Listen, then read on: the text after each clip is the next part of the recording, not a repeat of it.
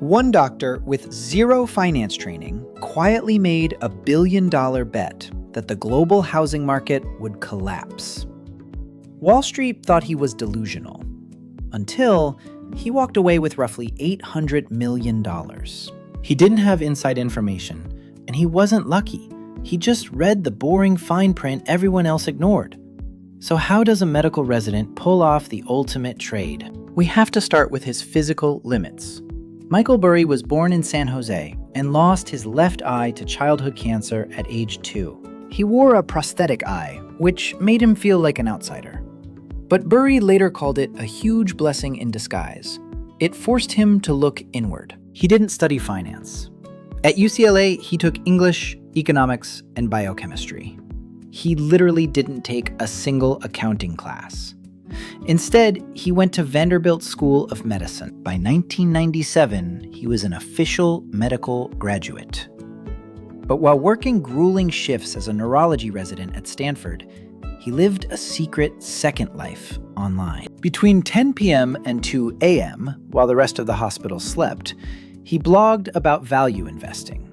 He obsessively studied the 1998 market chaos and the Russian debt default. He analyzed stocks intensely, treating them like a giant puzzle. His online writing was so sharp that actual Wall Street veterans started reading his midnight medical blog. But writing wasn't enough. In the year 2000, Burry made a massive, non-obvious leap. He quit medicine entirely to launch a hedge fund called Scion Capital. This was incredibly risky. He had zero assets under management and $145,000 in personal debt. He was throwing away a stable medical career for a complete unknown. But his online reputation paid off.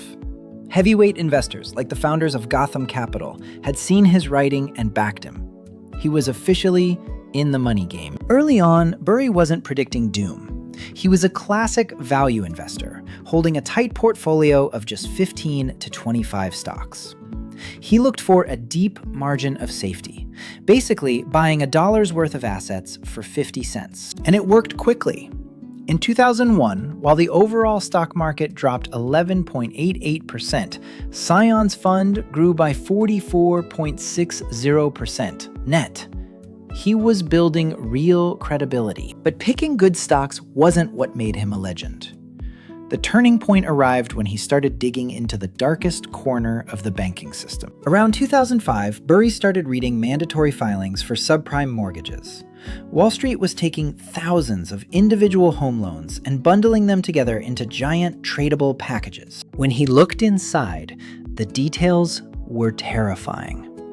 Lenders were approving interest-only loans and letting people state their incomes without any proof, just to keep the mortgage machine pumping. Here's the trap. Many of these loans had teaser rates. It's like a credit card offering 0% interest for the first few months, then slamming you with massive fees 2 years later. Burry did the math. If home prices stopped rising, people wouldn't be able to refinance. Those 2-year resets would become a ticking time bomb, blowing up in 2007. He knew the system would fail. But how do you actually bet against a massive housing market? You can't exactly short sell a random suburban neighborhood. The answer was a credit default swap. Think of it like buying fire insurance on a house you don't even own, just in case it burns down. He specifically targeted the weakest, lowest rated slices of these mortgage packages, known as BBB- bonds. If the housing market simply stalled, these vulnerable pieces would be wiped out first. By mid-2005, he executed his first trade with Deutsche Bank. He bought massive insurance policies, paying a relatively small premium for a huge potential payout. He aggressively negotiated the contracts so that if the bonds lost value, the banks had to post collateral. He essentially weaponized the fine print against them. By late 2005, Burry had built a staggering position. He held roughly $1.8 billion in mortgage shorts and billions more in related corporate bets. The thesis was flawless. The structure was in place. The timer was ticking down. So why did this brilliant trade almost destroy his entire fund? being early feels exactly like being wrong. This was a pay-as-you-go trade. You have to keep paying expensive insurance premiums every single month while you wait for the disaster to hit. As 2006 dragged on, the market refused to crack. The Wall Street banks he bet against were also the ones pricing his trades, marking his positions down, and making his fund look like it was bleeding cash. By late 2006, his fund was down 17.36% for the year. His investors, who were used to his steady stock-picking gains, panicked and demanded their money back. It was brutal. Burry laid off staff, closed his Hong Kong office, and faced threatened lawsuits. He eventually restricted withdrawals just to keep the fund alive. He was totally isolated, staring at a massive paper loss. But exactly when would the 2-year teaser rates he warned about finally hit their expiration dates? People couldn't pay their new, higher mortgage bills. Late payments spiked. By mid-2007, panic set in. Cheap credit dried up, and the housing cracks became impossible to ignore. The banks that had sold him the insurance suddenly realized they were heavily exposed. The exact bonds Burry bet against were collapsing in real time. When the dust settled, the payout was staggering. His fund secured an incredible 489.34% return, sending about $750 million back to his investors. The total profit from his housing bet hovered close to $800 million. Burry wasn't the only one betting against housing, but his obsessive research let him predict the exact breaking point. But Burry wasn't interested in building a massive corporate empire. In 2008, after securing the ultimate victory, he simply closed Scion Capital and walked away. For most people, that's the end of the legend.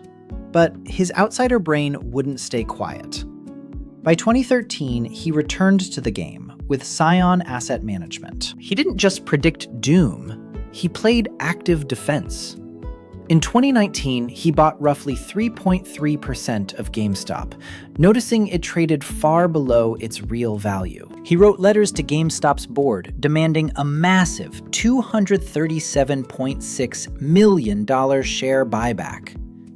He saw a broken balance sheet and pushed for aggressive capital returns. He had the right structural insight long before GameStop became a giant internet meme stock. But stepping back into the public eye came with a heavy cost. In the modern era, every tweet he made was treated like absolute gospel. Retail audiences amplified his every move, expecting him to perfectly predict the next crash. But nobody owns a crystal ball. In early 2023, he tweeted a one-word warning: sell. Later, as the market rallied, he publicly admitted he was wrong to say it. It proved that an extraordinary edge in one massive trade doesn't make you flawless.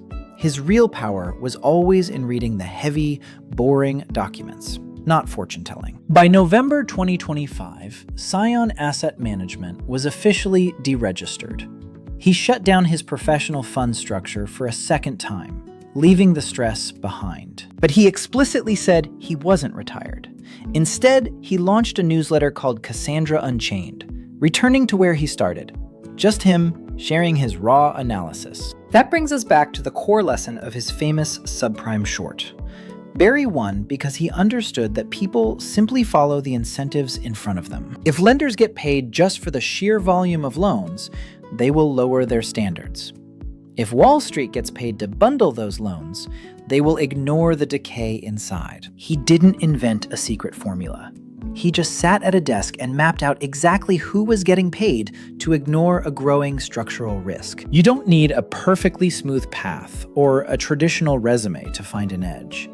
You just have to be willing to hold your ground when everyone else panics. That's the real advantage of being an outsider.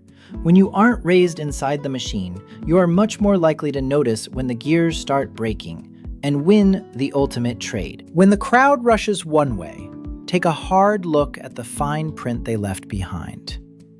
See you out there, and keep reading the details.